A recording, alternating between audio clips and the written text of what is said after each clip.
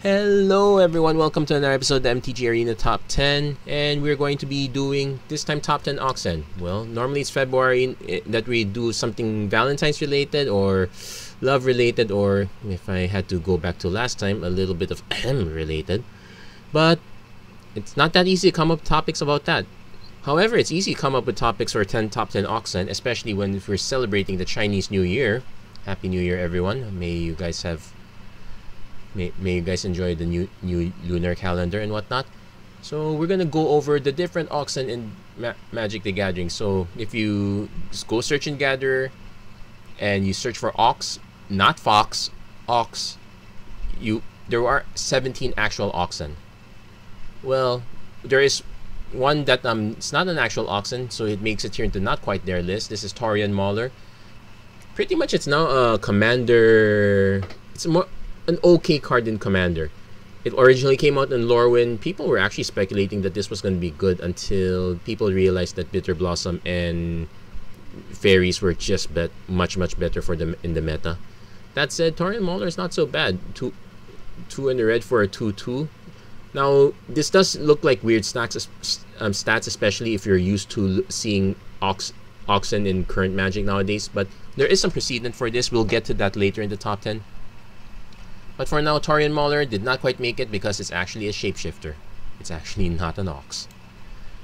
Speaking of cards that are not actually oxen, we're actually going to go on the other side with cows. Well, Unglued does not update the subtype list anymore. In fact, ever since the subtypes don't matter for regular gameplay, so these cows are essentially honorary oxen. Though I don't think they want to be called oxen. You probably just get beaten up like the farmhand on the right side and the crazy cow. But that said, they do solidify the stats as base power and toughness 3/3, and generally the converted mana cost would be about 4. We get to see that in standard actually in Bartered Cow. If you remember this card, the card that never gets played, it's always last pick. Kind of strange. I can think of other cards that would be last pickable, but well, poor cow. Well, at least it doesn't get slaughtered on the battlefield, if you know what I mean. So, number 10 we have, let's lump all the 3 cows together in number 10. Now, this time, let's get to actual oxen. So, yes, Chinese Zodiac does have an ox. That's why we have it here as a 3 and a green for a 3/3. And, in fact, before Portal 3 Kingdoms, we have the actual Wild Ox first in Starter 1999. And we also got it again in Portal 2nd edition. So exactly the same stats. Swamp Walk may seem quite weird until, well, it doesn't look weird in Wild Ox because that's clearly a water buffalo. Zodiac Ox, well, Southern China, they pretty much use it the same way. So yeah, oxen walking in swamps, plowing the fields. That makes perfect sense. And that's pretty much why we have this as a top 10. We're actually celebrating this one.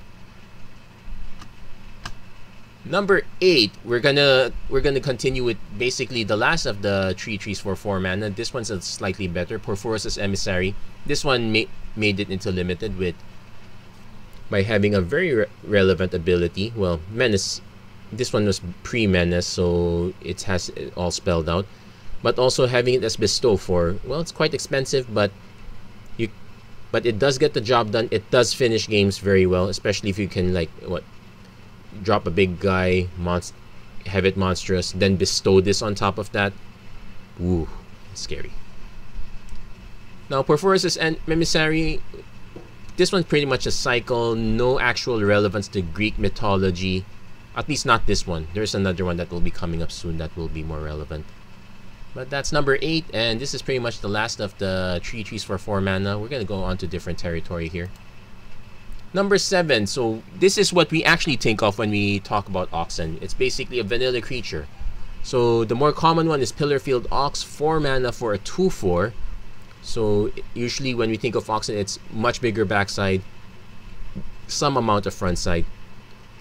We also do have cheaper versions. So from Teros, we have the Yoked Ox, 0/4 for 1 mana. The Yoked Ox was actually more playable because of Bestow, because of lots of auras. You want to put them on creatures that did not fold immediately, so having a big backside help.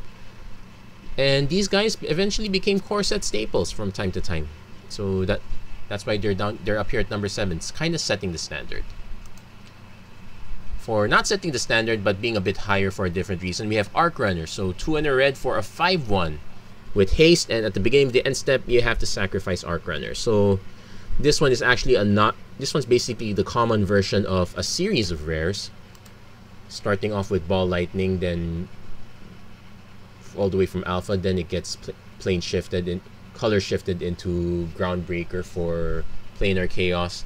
Then we get later iterations like Spark Trooper adds an additional mana to give it lifelink, and Lightning Skelemental from Modern Horizons, tacking on relevant effect when you do hit the player. Now, the lack of trample pretty much is what makes Arc Runner a common and everything else rare. Also the standard 6/1. But Arc Runner does a very good impression. It's actually a very decent, air quotes, burn spell. Not quite spark. I'm not so sure. It's actually probably more playable than Spark Elemental the more I think about it. But it does make it here for being an Oxen. So there you go, number 6. Ball Lightning's Pet Ox. Number 5. Speaking of other Oxen with odd stats, we have the Giant Ox from Kaldheim, so 0/6. And this time really referencing what that big backside is used for. It's for pulling equipment, or rather crewing vehicles. So Giant Ox crews vehicles using its toughness rather than its power. It even comes with a Colossal Plow, so that's the built-in combo. Though we can probably see Giant Ox crewing the Parhelion, crewing Sky Sovereign. Let's see, what else could this big guy crew? Well, the thing is, most of the good vehicles are like crew 1, crew 2, have an alternate crew ability like Heart of Kiran, so not exactly a great combo. Essentially, that's why people are more likely to play the Giant Ox than the Colossal Plow, so this one's pretty much like a limited one too that sometimes makes the cut. But interesting story, and it's nice to see these 2-card combos come up from time to time. That's why it's up here at number 5. Number 4, the very first Ox actually is a Bull. Raging Bull for 2 and a red for 2/2. This one from Legends, and a very interesting flavor text. Sometimes the Bulls win, sometimes the Bears win, but the Bulls have more fun. This is actually very close. This is actually a financial quote. No one still has any idea who made this quotation, but this one is in reference to bull and bear markets. Actually kind of interesting, since if we did not have Grey Ogres, we would be defining 2/2s for 3 mana as Raging Bulls, and we would be having Bulls versus Bears in Magic, which is 2/2 for 2 mana. So that would have been a very interesting discussion. Actually, but the more I looked into the quotation, there actually is a dark history behind this. So back in the early 18th century, in the Wild Wild West, known as California, they would have this thing called bull versus bear fights. So what you're seeing is a tied up Canadian grizzly. What, you've never heard of a Canadian grizzly? Well, that's because they became extinct. Yeah, thanks a lot California. Anyway, so they started off with this nice Sunday right after church activity. Yes, that's really what the quotation is paraphrased. So the link to the article will be in the description. It's a really sad thing. So basically, they were not satisfied with cockfights, so they had the bulls and the bears fight it out. And actually, it's from these real life fights that actually got translated into the financial market. So if you see how the bull fights, it would usually start low but charge upward. That one's in reference to a market that is on the upswing, a market that is where everyone's basically profiting, so you're basically riding the profits. Then when we go to a bear market, so the bear right now it's crouched down, but usually what it'll do is it will get up and take a swipe and take a swipe at it from the top. So the bear market is usually about markets going down. So it's about leaner times. You have to be more conservative. You're not taking that many risks. So how you interpret the market would determine your stance of making money. In fact, the bull and bear is such a big business thing. So the first time they would be used as allegories in editorial cartoons would be by Thomas Nast, and there's even a statue of the charging bull by Arturo de Medicos, Sicilian artist, right in Wall Street. So we have a picture of the statue down here. In fact, there's a very strange case of vandalism that happens with this statue. There's a certain part that of the statue that's lighter because everyone keeps rubbing it. I have no idea why. Just Google it. Actually, no, I'll include the link of that in the Wikipedia so you can read about it. I'm not including the picture of the spot where they rubbed the bull the wrong way. In fact, I heard that they're moving. If they haven't moved the bull yet, they're moving him to another place. But that's Raging Bull. Looks like in the end the bulls won because the bears got extinct. But in Magic, bears have it better, I hope. Number 3, Earth Origin Yak. This one's from the global series. This one's from the Chinese team set. So standard stats, 3 and a white for a 2/4. Has a good ETB effect, but there is a very interesting story behind this. So what we're seeing here is the Golden Yak. There's actually about 300 or less in existence to this date. As far as the yaks in general, there are about like 10,000 or so of them left. So they're pretty much a protected species in Tibet. I hope they're doing well now. It's a shame because there's actually a legend that these golden yaks are actually the dowry for the Snow Mountain Princess. So, and to hunt these guys was bad luck. Well, so we're hoping that these guys have much better luck, but that's pretty much their origin. And I hope hopefully these guys are doing well. Maybe doing better than the Californian grizzly. Let's hope they do not share the same fate. Number 3, the Earth Origin Yak. Number 2, Charging Cinderhorn. If you've noticed, aside from the not quite there Taurean Mauler, every card I brought up was a common or uncommon. So Charging Cinderhorn, the first rare in the list. Again, leveraging the aggressive nature by flipping the power and toughness around. So we have a 4/2 with haste, and because it's commander, at the beginning of each player's end step, if no creatures attack this turn, put a fury counter on the Cinderhorn. Then it deals damage equal to the number of fury counters to that player. So let's say I cast it, I don't attack with anyone for some reason, gets a fury counter, I take 1. Next player down the line for some reason does not attack, another fury counter, so that's a total of 2. That player takes 2. Let's say it goes around the table, there will be 4 counters on it. It's basically a way to incentivize people to attack, so that's interesting.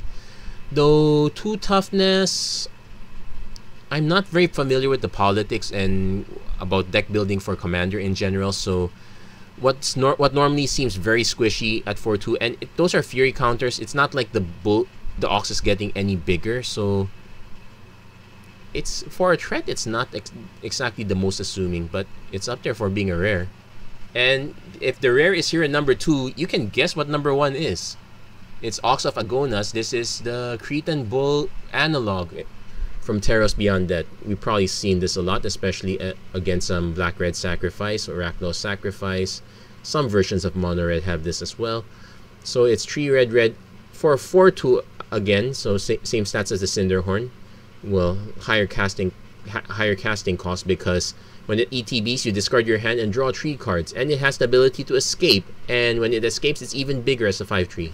Now the story of the Cretan Bull actually very interesting. The Cretan Bull figures in the myth on how the Minotaur came about. Basically, there's no delicate way to say it. Let's just say that someone had the hots for the Cretan Bull, and it's Greece. It's Greek mythology. You can take 1 and 1 and put them together. Okay, now for the family-friendly version of the story. So here we have a vase depicting Hercules taking down the Cretan Bull as one of his 12 labors. So he was tasked to capture it, and when he brings it back to the palace, and he hands it over to the king there. Well, my hands it over. It's more like he lets it go. The bull goes on a rampage. It actually rampages the city of Marathon for a while. Theseus has to go clean up this Hercules' mess by finally killing the bull. But it's pretty much up here because it is possible to actually have a relevant oxen in Magic. It's not doesn't have to be relegated to common uncommon filler. And here's hoping to see that we see more oxen in the future. Maybe if we get to do more of these top 10s, we might be able to explore more of these creatures down the Zodiac line. We kind of did Doggos, but that one's out of order, but we'll probably leave it there.